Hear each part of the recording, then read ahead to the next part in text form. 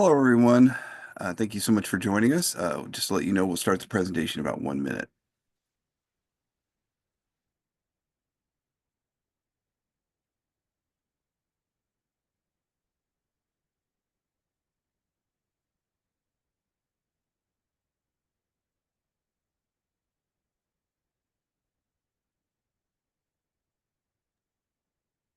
Hello again. Thank you once again for joining us. And just to let you know, we'll start the presentation in about 30 seconds.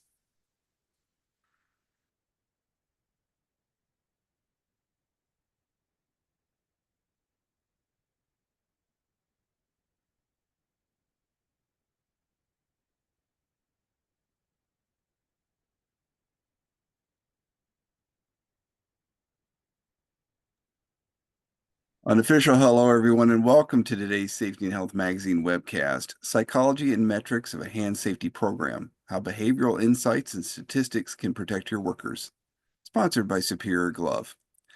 This is Alan Ferguson. I'm Associate Editor at Safety Health and co-host of the On the Safe Side podcast, and I'll be moderating today's event. Thank you once again for joining us. And before we get started, there are a few housekeeping items.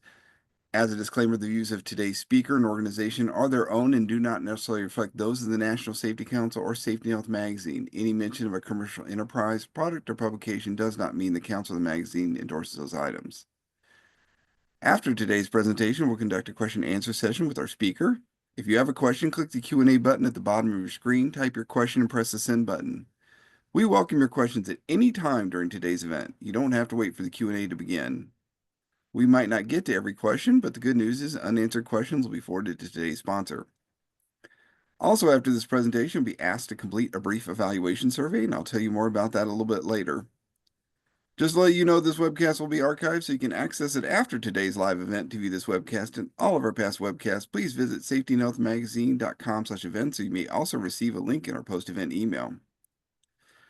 With that, let's introduce our speaker. With us today is Kate Crespo. Kate is a hand safety program manager at Superior Glove and brings more than 20 years of experience as a strategic account manager in the manufacturing vertical. She focuses on providing a program that helps organizations understand the whys around the right PPE for each hazard. Kate, whenever you're ready, go ahead and take it away. Thank you, Alan. And thank you to all for being on this webinar today. I'd like to start a little bit by about who we are as Superior Glove. Um, we are a lead innovator in the hand industry and a top North American glove manufacturer. One of the things that I enjoy quite a bit is that we have 5 company-owned and operated manufacturing plants. A few in Canada. We just opened a new one in High Point, North Carolina, and Honduras. We also have distribution centers across Canada, USA, and Mexico. So why hand safety? Hand injuries are the number one preventable workplace injury. So while there's no shortage of gloves and styles on the market, workers are still getting injured. And so, surprising as this may sound for a company that makes gloves, we do not see PPE as the silver bullet for reducing hand injuries. It's about much more than wearing gloves. It's about culture, it's about motivation, and it's about leadership and wearing the right gloves. So we've all seen this slide, um, and we know that if we don't start focusing on the bigger picture, workers will continue to get injured. And when that happens, the costs aren't just personal, they're financial and they add up fast. But workers' compensation costs are just one piece of this puzzle. Indirect costs like training replacements, administrative time, and accident investigations also add up to more. So this is where a good program will focus. And you can see on here, you have those reported mandatory reportings that are very visible to all of us. You've got the accidents, the serious incidents, the injuries. But what we aren't seeing and that could lead up to these is those unreported voluntary reportings, those incidents, the work errors, safety events. And as much as 69% of these may go unreported. So when you look at considering the cost of a glove, most people focus on that purchase price, but overlook the cost of choosing that wrong glove.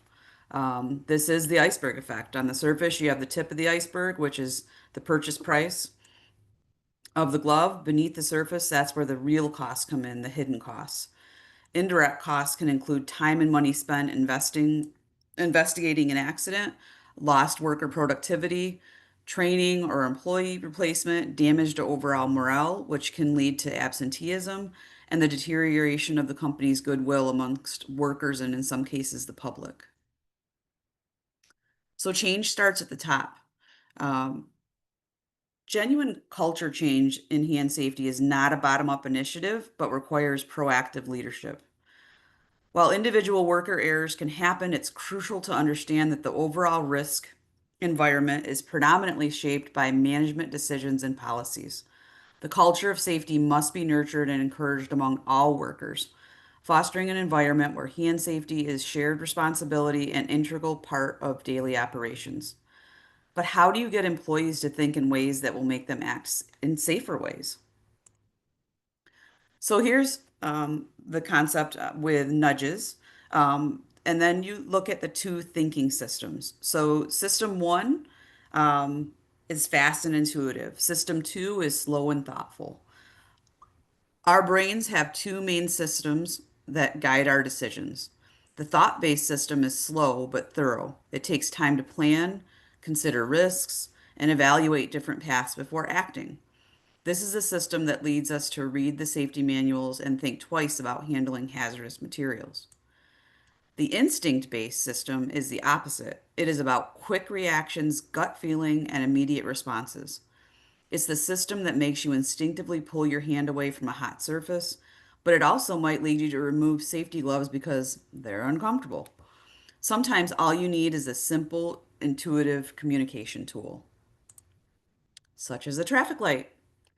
For example, traffic light systems use universally recognized colors, red, yellow, green, to provide clear, instant feedback on safe and unsafe conditions and eliminate the need to have complex instructions.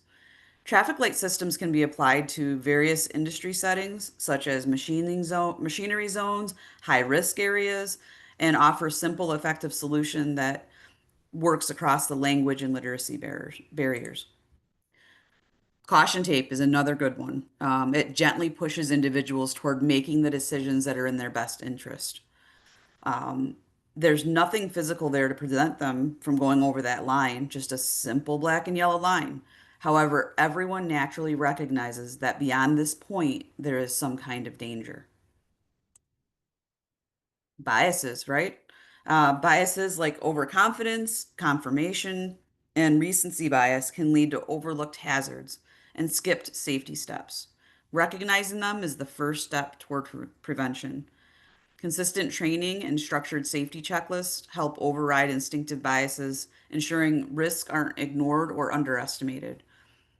Obvious hazards get the attention, but hidden risks are often overlooked as both workers and managers become accustomed to them. So you may want to have an outside expert look for the hidden dangers with fresh eyes. So reward safe actions, not injury rates. I see this quite often when I'm out on sites that, and it's not as much now that we're getting into more behavioral based safety. But, I still see it out there where, companies are going to offer a financial reward or a pizza party or something like that for so many days without an injury or lost time. What typically ends up happening is underreporting. So there's peer pressure to let the small incident slide. And just like we had discussed earlier, this there could be 70%, up to 70% of these incidents sliding that would actually lead up to a serious injury. This is done in order not to ruin a flawless safety record for the month. You don't want to be that guy who ruined the chance of the pizza party or other incentives. It's better to reward safe actions than just to reduce those injury rates. Communication for better training. So, fostering cooperation across all the organizational levels by breaking down departmental silos and involving workers in safety decisions. I can't say enough about this first point because when I go out on sites to deliver a hand safety assessment, I would say a good 9 out of 10 times the employees like, I've never been asked. I usually just get told I need to wear a glove, but nobody's really asked me about how I view my job or how I view my hazards. And how I think that final piece, that PPE piece, feels on my hand, or does it even fit me? So when we start asking those questions, they start getting more involved. When you can involve workers in decisions about PPE, protocols, and glove comfort before deciding what's hand safe for workers, they're the experts in doing what they do, and very essential in creating those effective solutions. Shift safety meetings from lectures to structured, inclusive conversations to reduce resistance and enhance implementation. Toolbox talks. If you're doing your safety weeks, have people participating. So when we go out to safety events, we'll have different games that you can play, and questions that can be asked, and make sure that you do the research on the different jobs and the different tasks that they're doing, so that you can have some knowledge around that, and let them understand, hey, I'm really here for you. I just want to make sure that you can do your job safely and effectively. And then, when workers aren't involved in safety decisions, even the best chosen equipment will face resistance. So whenever I'm talking to somebody about setting up a hand safety assessment, I make sure that I say, hey, this is one of the first things that we do, and I want you to let your workers know before I come in, that this is for them. We're not coming in with a clipboard and writing up things that they're doing. We're literally coming in and having a conversation with them. And you can do this obviously internally as well. Affecting training delivery. For effective training delivery, make it personal and interactive. Share real world safety stories and encourage workers to share their own, creating a collaborative and engaging environment. You can use images, demonstrations, and then minimal text to maintain focus and make content memorable. Break complex topics into short, focused sessions. Again, those toolbox talks. However often you're having them, just, maybe talk 5 minutes about PPE, instead of, having them sit in front of a screen for 30 minutes. Regularly critique and improve your delivery based on worker input and engagement to ensure ongoing effectiveness. There's nothing more telling, when you've offered some suggestions as an employee, and those suggestions get talked about or implemented. So making sure that that happens on a regular basis is extremely effective. So the training environment does matter, making sure that it's familiar and comfortable, having those hands-on demonstrations and encouraging open dialogue is very important. Um, Sessions should be conducted in areas like the shop floor or break room, providing refreshments and ensuring easy entry and exit to make sure that workers feel at ease. Using the actual work equipment and involving experienced workers to demonstrate proper techniques that fosters that practicality and relevance to the team. Instead of just pointing and telling, you can actually, see somebody explaining what they do. And then creating an informal atmosphere that promotes discussion and makes workers comfortable sharing insights and asking questions. So now we're at the statistics and the metrics, right?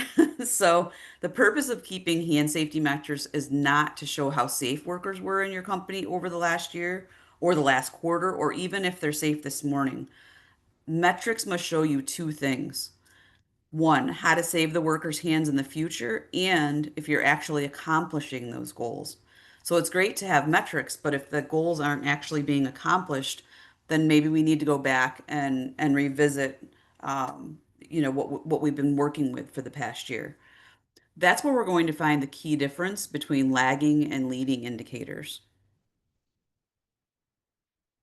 So the lagging indicators measure outcomes.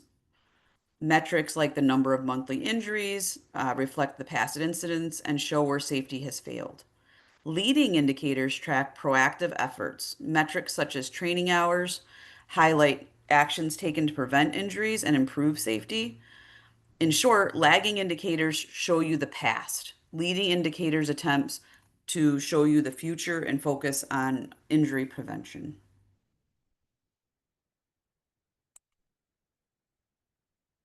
So here's some of the problems with lagging indicators. While tracking serious injuries fulfills reporting requirements, it doesn't address the root cause or prevent future incidents. Lagging indicators don't reflect ongoing safety efforts, emerging risks, or improvements made to prevent injuries. Solely focusing on past incidents overlooks the critical step needed to address underlying safety issues or infrastructure goals. There are three types of leading indicators that are proactive, preventive, and predictive measures and break down into three major categories. The operations-based indicators focus on site-specific factors like infrastructure, machinery, and maintenance to ensure a safe working environment.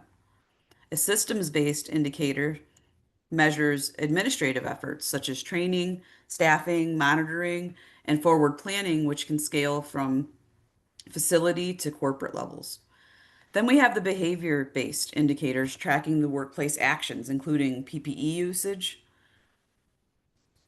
reporting safety concerns, and adherence to protocols to gauge individual group safety practices. Are people actually wearing their PPE? Are they reporting concerns? Following the protocol on the job?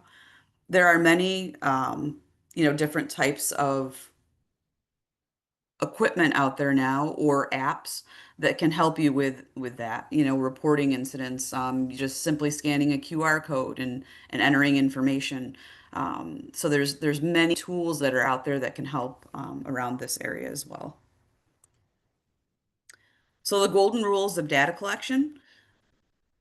When collecting data, establish a clear before picture by integrating the data collection into your safety program from the start to track trends and measure progress effectively. Without baseline data, you risk misinterpreting progress or failing to recognize emerging risks. The success of your data collection efforts depends on input and buy-in from all levels of your organization. Supervisors and frontline employees provide valuable insights throughout the day-to-day and operational realities, while management ensures the necessary resources and support are in place. You can collect detailed descriptions of the incident, contributing factors, and environmental conditions alongside the structure codes like 101 for abrasion or 102 for cut, etc. Understanding why incidents happen allows you to address root causes rather than symptoms. Recording demographics, location, time, and costs like lost time, delays, medical expenses to identify those patterns, prioritize interventions, and ensure data is actionable. So here's a big one for me when I go out on a site. And some sites are more structured than others with their safety, but we really need to look at, let's just say less than 10 data points that you're collecting. Because if you go too much over that, you can't concentrate on what you need to. There might be 20 or 30 things we need to look at, and we can still keep that in the back of our minds and, make sure that it's something that we're paying attention to, but focus on the 10 that will really make an impact with your team. You want to be careful when choosing what to measure to avoid overwhelming the staff and organization, ensuring data collection remains manageable and effective. If you have too many codes or categories, you can lead to shortcuts and inaccuracies. Fewer well-chosen codes encourage accurate and consistent reporting. Achieving the right mix, um, you know, of efficiency requires thoughtful discussion and ongoing adjustments between your data collection system. The balance between this and efficiency of your data will be hard to achieve and will require lots of conversation. So how can we help? Um, Superior Glove has a book called Rethinking Hand Safety, written by Joe Geng. He is our vice president.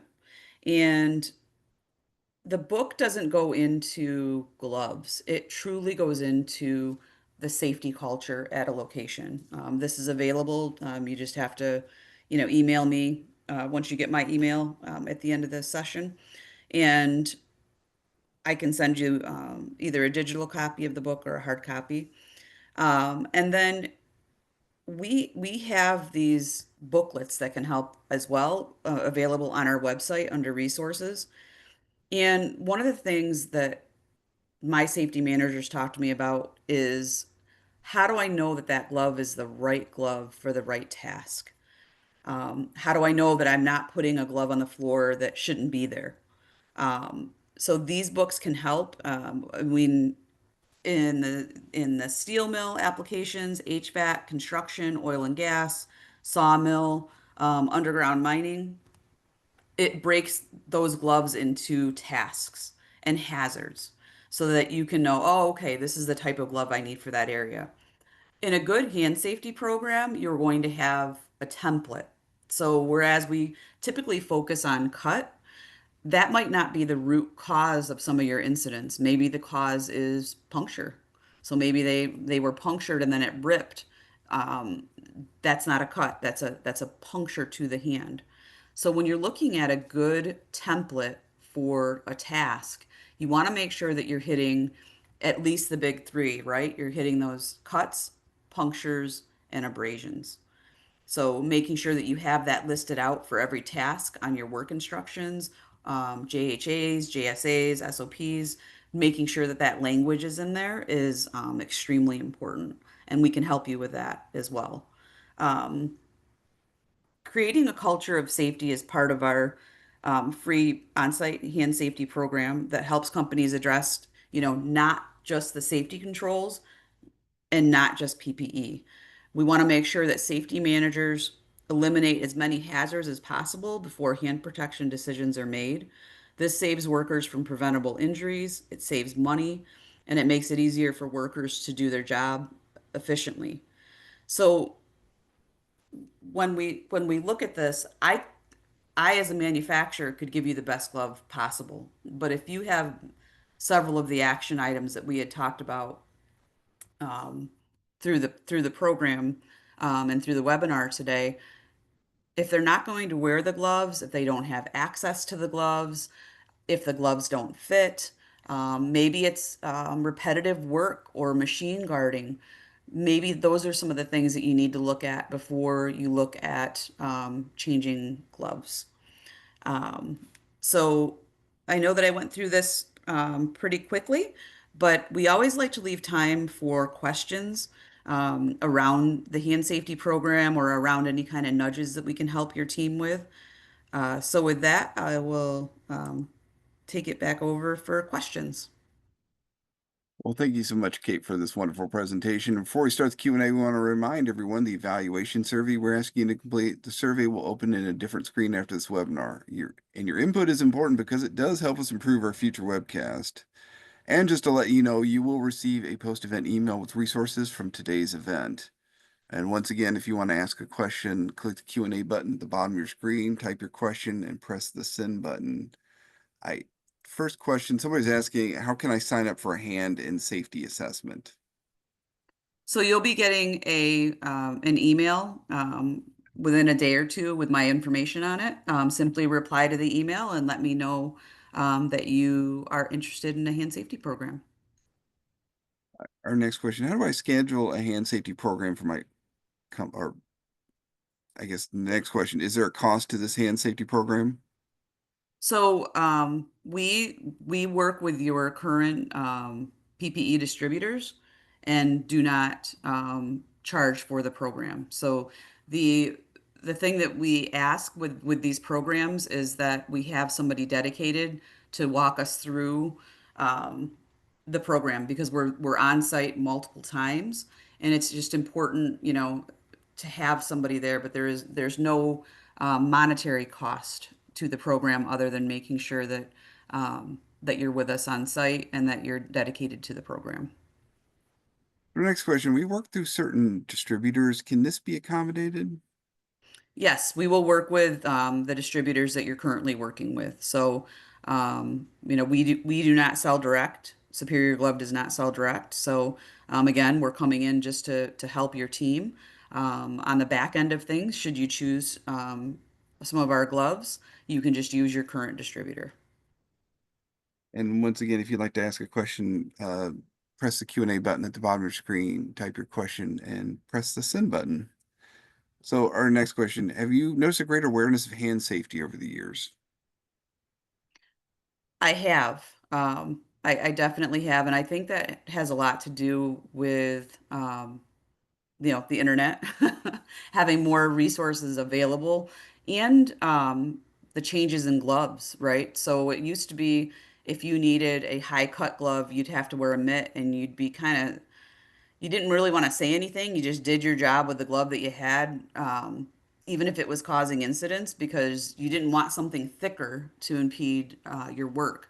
So now you can get a glove, almost as thin as a disposable nitrile glove that is an A9, top of the line cut protection. So you can still do those jobs. And I think that workers and EH&S managers are great at giving training around that, so that innovation um, is there for the team. Our next question, any sample programs for glass handling? So yes, so we definitely have a sample program that you can access online, or if you have specific questions, again, you can just reach out to me. My email is here on the screen, but we can definitely help with glass handling. Someone else asked, how effective are human limitations such as fatigue, stress, complacency, and cognitive overload being identified? Um, or how effectively are human limitations being identified, monitored, mitigated in the current safety management system? So I can go from my experience when I'm on site. I would say that they're being looked at more than they were before. Again, that behavioral. We want to look at how employees are how they're doing their job and how we can help them versus again just being reactive. So when I'm on site, I come across a few of these behavioral things and but for the most part, I think that EH&S is doing a much better job in handling that.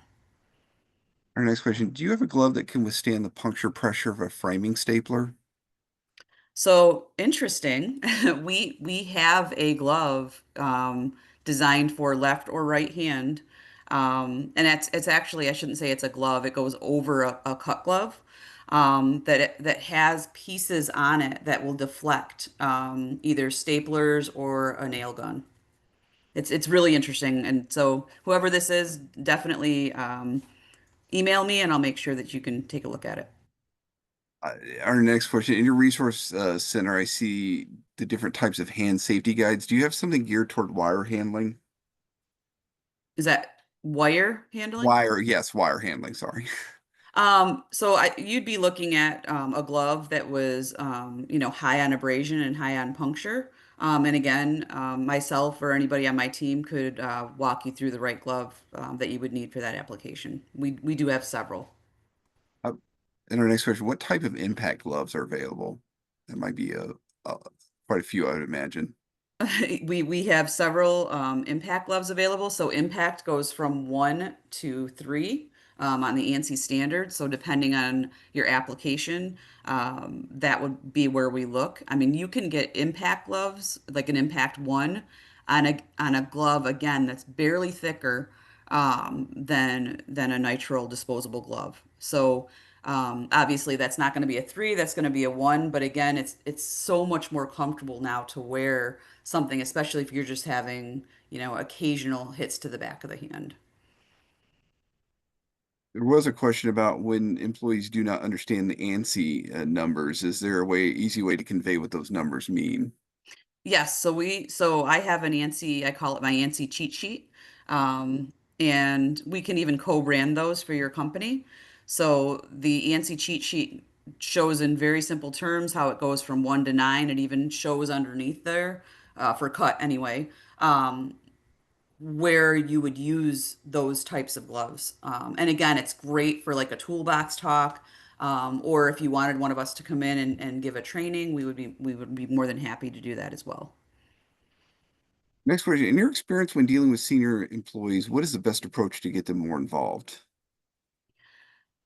The best approach is, so when is having a report ready. So having a report ready on all the incidents, or not the incidents, but the stations or areas of work, and then the hazards that are involved in those. So if you can have a report ready with breaking all those out, and then you can have, and we do this with our hand safety program. Not only do we do the report that shows, hey, this is what all the hazards are involved with this task, but then you go back and you make sure you collect those evaluation forms from your employees. If you have those two pieces where where the employee is actually written down, what they don't like about the glove they have now, what hazards there are in their areas, and what they like about the new PPE, you can start having conversations on, okay, here's what we saw in the report, and this is coming right from the end user. That is extremely effective in bringing leadership, senior leadership into the scenario. Someone asked, we work with a chemical that destroys most chemical resistant gloves. A latex blend lasts the longest. Do you have suggestions for potential employees that have allergies? So, one of the things that I would recommend is, looking up on the SDS sheets, there are thousands of chemical gloves out there. But there's a couple different companies that offer chemical, just like what we're doing, but a chemical assessment. So if you have the SDS sheets, there's Ansel, there's Showa that are really good in that chemical area. And I would highly recommend that you do a chemical analysis, because I mean, I was just on a site this last week, and they had these big bulky gloves, that they've been using for the last 20 years. They probably don't have to use those anymore. There's newer technologies out that could make it a lot more comfortable. And in your case, you're using latex and you don't want to do that. Again, those SDS sheets and working with the companies that I mentioned, they can give you a great assessment on a new glove. I know we mentioned this earlier, but someone's asking, is there a fee to have a hand and safety assessment conducted? There's no fee, but it is for sites that have 200 plus. I did forget to mention that. So these hand assessments take a lot of time and energy. So for us, um, we for the hand safety assessment itself, it would be 200 plus. There's no cost. We work through your distributor. And then for the ones that are under 200, we have other programs that can help you as well. It's just not as robust as a hand safety program. And next question, how would you do a trial on gloves where 90% of employees are out in the construction field?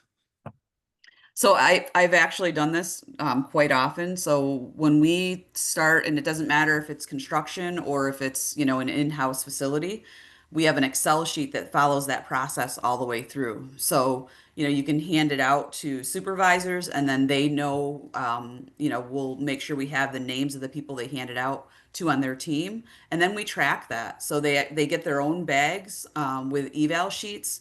Either the supervisor can keep those bags. I mean, they're out in the field, right? And then their gloves. So then at the end of a agreed upon trial time, the supervisor goes back out, collects the gloves and information about it. Sometimes the supervisor has to help people fill out the evaluation forms, but he'll have all those. And then we take it back and we compile that information, red, yellow, green. Did the glove work? Red, green. If it didn't work, red. Do we need to have more conversation about that? It's going to be in the yellow. And this has been extremely effective. That's where EH&S managers have come to me and said, man, when we've had somebody come in just to look at gloves, it's kind of hard because we forget, who we gave them to, how do we track it, how do we get the information back. But if you have an Excel sheet that follows it, it's so much easier, and we can help you with that as well. This is a topic that we also mentioned kind of earlier.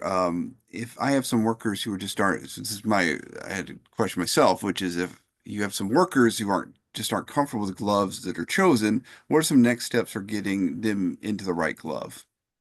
So first of all, you'd want to make sure that the glove meets the ANSI standards. So maybe we come out and we try, we won't just try one glove. In some cases, I've had to pivot 3 or 4 times. One of the big things is maybe when I was out on site, or maybe, internally you're asking the questions, but they're cross-trained on something and they don't want to have to take a glove off to put another one back on again. Um, you just you just keep working toward that goal. So it doesn't, if Superior Glove can't help, then again, you're looking for that template, an A4 cut, A2 puncture, A3 abrasion. And you'll try, working with other manufacturers until you can figure that out. It typically takes, once you start going down this road, it could take, 3 or 4 tries, but eventually you'll land on that right glove for the employee, or at least if the employee says they're not comfortable, are they able to do the job with the glove on? If they're able to do the job, that might be where you have to land. Or when there's the mentality of you must keep your head down, don't say anything, and don't make a problem, any recommendations on how to approach this? Um, Again, I think it's, rewards or language around, hey, this is great. I saw you wearing your gloves today. Mhm. Or if someone does something, if they say something about maybe some unsafe work practices, making sure that you're reinforcing that side of things.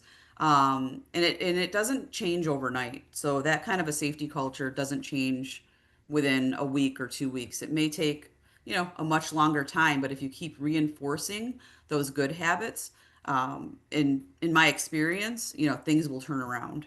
And it just has to be consistently done. Our next question, we have 200 plus employees, but a wide variety of job tasks. Would we qualify for the program? Yes, I mean, as long as you have 200 more employees on site, we would be more than happy to look at the glove tasks that you have available. And that's actually where the program works really well, because I mean, you have all these tasks, and maybe you have 1 or 2 gloves that are doing all these tasks, but they're just not working. So now you can have somebody come in and by task give you a template of a glove for those tasks. It's incredibly valuable. I mean, it might end up being 4 gloves that you need instead of those two. Or let's say you have 10 gloves and you can consolidate down to 3 or 4 because of the new innovations in the market. So yes, we love those opportunities. So, what can we do to bridge the gap between worker safety and comfort? In some instances, like food safety, some employees complain about wearing disposable gloves over their safety gloves. So the technology is what's changed here, because before you'd have to wear a thick glove when you're double gloving.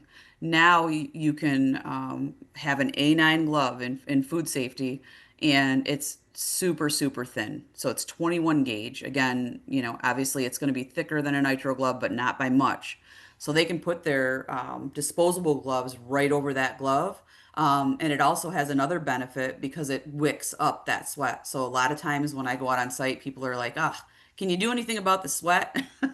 And with that glove, we can. So you put that underneath your disposable glove, and it's extremely comfortable.